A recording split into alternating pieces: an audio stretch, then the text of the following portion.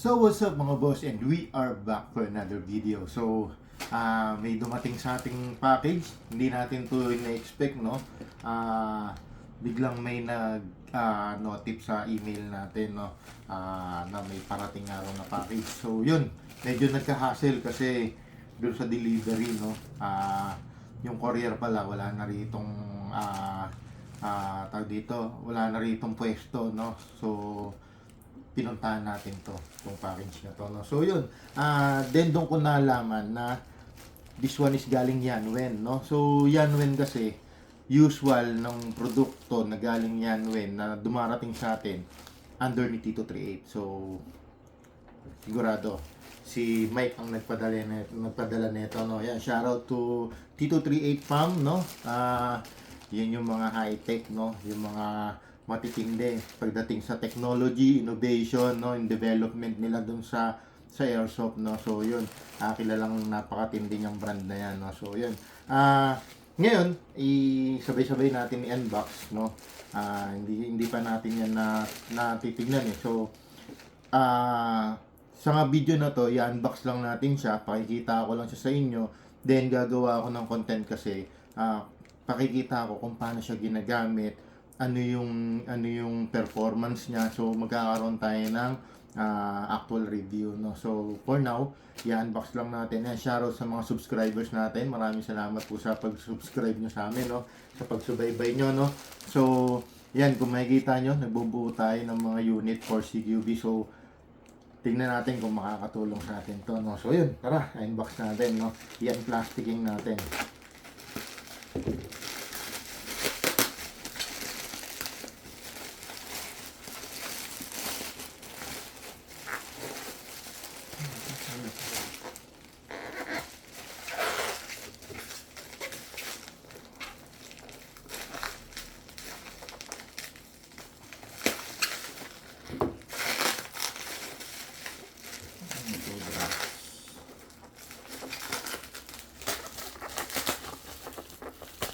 Hindi sinisira yung bubble wrap kasi sayang.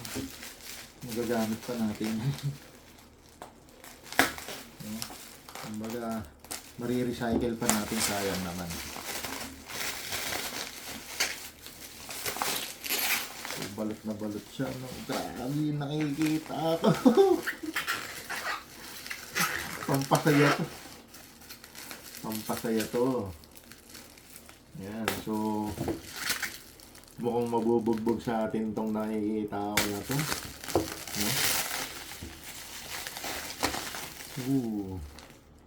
So yun, may nalaglag, no? So yan, so tama yung hinala ko, no? So yan, shoutout to Tito 38, thank you so much, no? Mike, Kelvin, thank you. So ito siya, guys. Wow! Huwag ka maingay. Ang videographer ko, hindi siya hindi si Mrs. hindi nakapagpigil, no, napawaw siya, no. So this is Tito 38 Speed Loader Pro Edition. So ito yung bago nila kasi nagkaroon sila ng Tito 38 Speed Loader na yung unang batch, no. Then nagkaroon sila ng Pro Edition. So yung unang batch, ang alam ko, may pinadala sa kanila si Tito 38 na panglagay, kumbaga para mahabol yung Pro Edition. So this is the Pro Edition. Ito yung pinaka perfect model yata nila as far as I know. Guys, sobrang generous ni Tito 38 kasi hindi biro yung presyo nito, no. Kaya siguro pati si Mrs. napawaw siya, no. So sabay-sabay natin tingnan. So tingnan muna natin ano ito, no. So may nakahiwalay na ziplock na, so ito siguro yung mga 3D printed na ano. Yeah, so pang Glock 17, no. Yan, ganyan natin to sa gilid, no.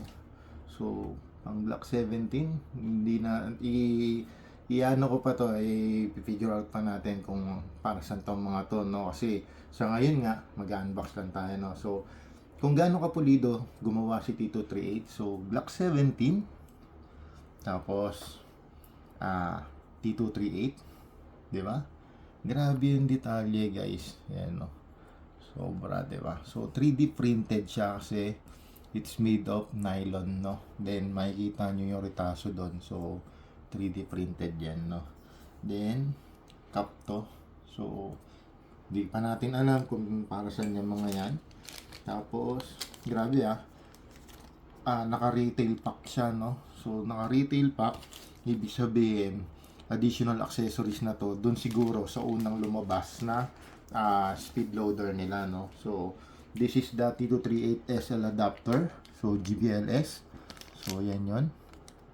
Makikita nyo, napakaganda, napakapulido, no? So, yan, no? Diba? 3D printed din siya kasi makita nyo yung hibla, no? So, yan, no? Yeah, may hibla siya, diba? So, pero sobrang pulido niyan, no?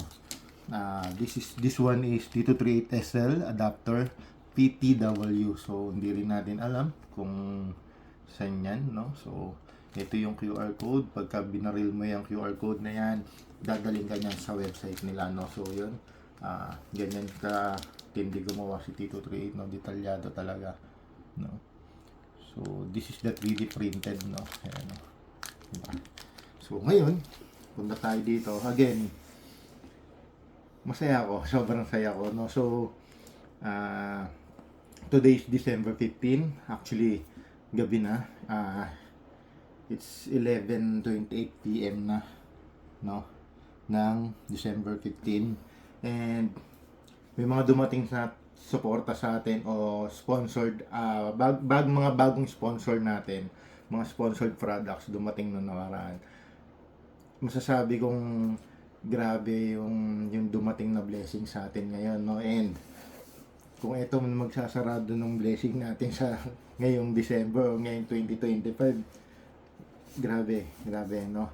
So, maraming salamat sa mga sumusuporta sa amin, especially T238. Thank you so much, T238, Mike and Kelvin. Thank you so much.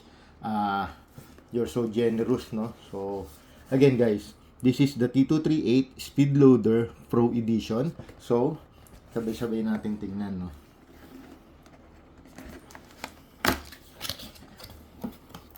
So, inside the box, merong manual, no? So, inside the box, then yung manual. Ayan. So, guys, yung mga gustong umorder, direct kayo dito, t238.net. Okay?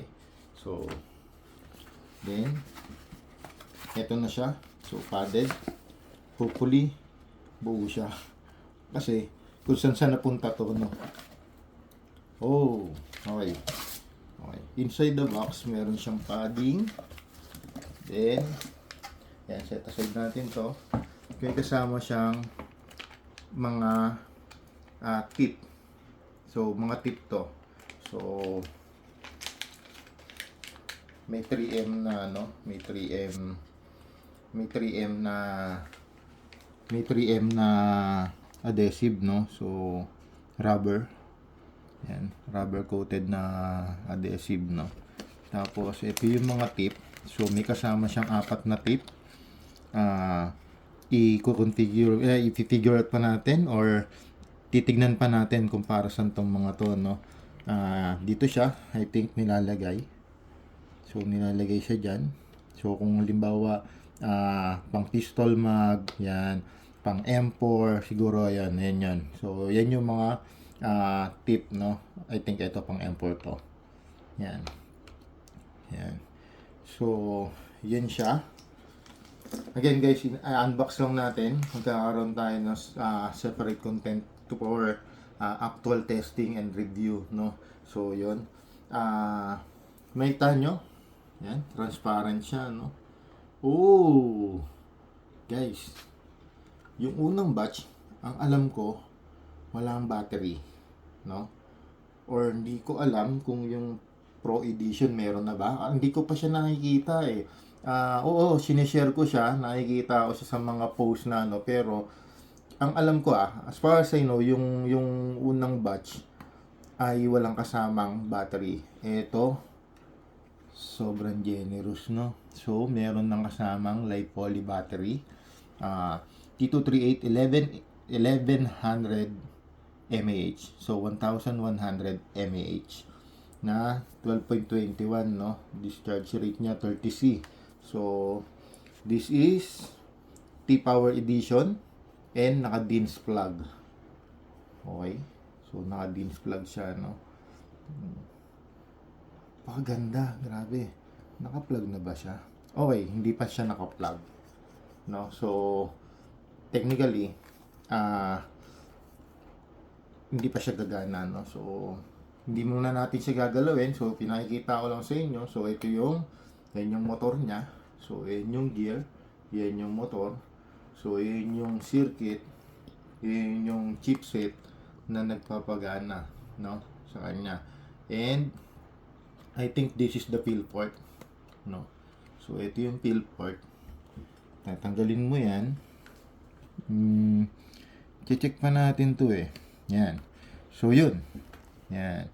So, diyan ka re-refill ng BBs. Then, ito yung screen niya. Okay? Kasi, computerized siya. So, ito yung joystick niya, no? Yan yung joystick niya. So, yan yung controls nandito. So, okay, up, down, left, right. Then, makikita mo yung selector screen niya nandito, no? So, ito yung sa output niya, no? So, input, output ng BBs, no? So, yun. Nakikita nyo naman, transparent, no? So, kitang-kita yung ganda niya, no? So, yun, guys. Sabay-sabay natin tong i-actual testing, no? So, magkaano tayo sa mga what you call this, mid-cap, pistol magazine, mga MP7 meron din tayo. So, matetesting natin kung ano tong mga mount na to, no? So, kung ano tong mga tip na to, no? So, yun guys, sobrang saya ko. Sobrang saya namin kasi like ngayon, nagsi-CQB kami lagi, no? So, malaking tulong to sa amin, no? Sa totoo lang, no? Puro sugat na yung aking daliri, no? Okay, puro sugat na yan. Why? Kasi, sa magazine, di ba? You need to pull back pa yung to pull down pa yung spring, yung mga spring namin kasi, upgraded para yung misspeed maiwasan, no? So, dumudugo na ng dumudugo yan. So, ganyan na yung itsura niyan. Pumangit na yung kuko ko dyan. Yung daliri ko, may sugat na siya dyan. So, talagang, yan, nagmarka na yan. Yan talaga yung pangkuha ko or panghook ko dun sa magazine, sa, tag dito, BB follower. Okay. So, ngayon, malaking tulong to sa amin. Sobrang blessing sa amin to, no? So, yun, may nakalagay may mga numbers. So, I don't know kung may label kung ilang pieces na lang. May label. So, pwede kong i-shade to ng itim. Tapos, buburahin mo ng acetone para yung label, makikita mo yung no? So, pwede siya. May label like 18, 16. Yeah, meron, di ba? Yes, meron. Yeah, 18, 16, and so on. Di ba? So, gagawin ko siguro para kita yan. May liga akong magana ng mga Gundam eh. So, meron akong pen dyan, kulay gold siguro, tapos buburahin mo lang ng ganyan. So, lalabas yung mga sulat na yan, no? So, may indicator siya kung ilan na lang yung BBs mo, no? Estimated lang naman yan, no? So, yun. Napakagrabe, no? So, yun, guys, share ko lang. T238 is well known sa mga high-tech, no? Sa mga matitinding like DTU, ETU, programmable na mga ETU, no? So, kilala sila in terms of innovation. Grabe, sobrang solid. Sobrang pan nila ako kasi eto, hindi bias. Kasi talagang nakakamanga yung ginagawa nilang development dun sa, tulad nito. Diba, nauso yung mga automatic BB loader. So, naglabas sila, no? Hindi sila nakontento dun sa una. naglabas agad sila ng Pro Edition. Ito pa maganda. T238, kung ano yung i-request mo, gagawa sila. So, kung may kulang man sila nung una, gawa sila. Siguro ko, kung umuuntog yung magazine mo, sumasabit dun sa tip na maliit. No? Kaya siguro sila gumawa nito para meron ka rin, di ba? Merong i-hook mo to dun sa magazine mo mismo. Di ba? Or Glock 17, I think siguro igaganon mo to. Tapos, tsaka may gaganon. Magre-refill sa pataas, no? Ano natin lahat yan. Sabay-sabay natin tutuklasin lahat yan, no? So, yun. In terms of technology sa airsoft, no? T238, sobrang kilala, sobrang solid, no? So, yun. Again, thank you, T238 fam. Happy holidays sa inyo, no? So, advance Merry Christmas and Happy New Year. And I'm so happy na sobrang generous nyo at bilang sponsor namin and ka-tie up namin, sa collaboration natin sa mga videos, no? Thank you so much. Sobrang blessed kami na naging part kayo ng Savage Airsoft. So, yun. Again, guys, yung mga nakasubscribe sa atin, maraming salamat, no? May mga ilalabas pa akong video kasi may mga dumating pa, no? Nawalan lang tayo ng time, naging busy tayo. Siyempre, during holiday seasons, talagang busy schedule tayo, no? So, ilalabas ko unti-unti yung mga content na pinadala sa atin. Kasama to. So, magkakaroon tayo ng actual installation, actual review, actual kung paano siya nagpa-function, ginagamit, no? So, yun. Abangan nyo lang, no? Maraming salamat, guys. God bless. Maraming salamat po. Savage Airsoft, Jan Mangundayaw. Thank you po.